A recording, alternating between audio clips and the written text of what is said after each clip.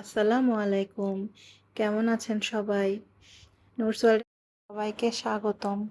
বাচ্চাদের হঠাৎ বায়না তারা নাকি ফ্রাইড রাইস খাবে। বাসায় তেমন কোনো সবজি ছিল না। যা ছিল তা দিয়েই ফ্রাইড রাইস করে দিলাম। ফ্রাইড রাইস কম বেশি সবাই রান্না করতে পারে। এটা আহামরি কিছুই না। আমি জাস্ট বাসায় হঠাৎ রান্না করছি। তাই বলছি আপনাদের সাথে ভিডিওটা শেয়ার করলাম।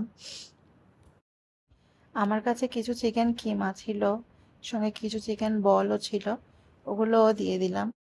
ছিল শুধু বরবটি আর কাঁচামরিচকে ফালি করে কাঁচামরিচের বিচিগুলো ফেলে দিয়েছিলাম।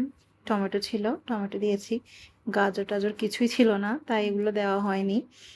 এই তো বাসায় সিম্পলভাবে যেভাবে রান্না করা হয় আর কি, তাও আপনাদের সাথে শেয়ার করলাম। হয়তো অনেকে বলবেন এগুলা একটা জিনিস হলো, ফ্রাইড রাইস রান্না করা কে না পারে।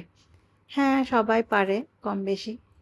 আমি জাস্ট বাসায় যা আছে, যেসব উপকরণ আছে, এগুলো দিয়ে কিভাবে বানানো হয় তাই শেয়ার করি।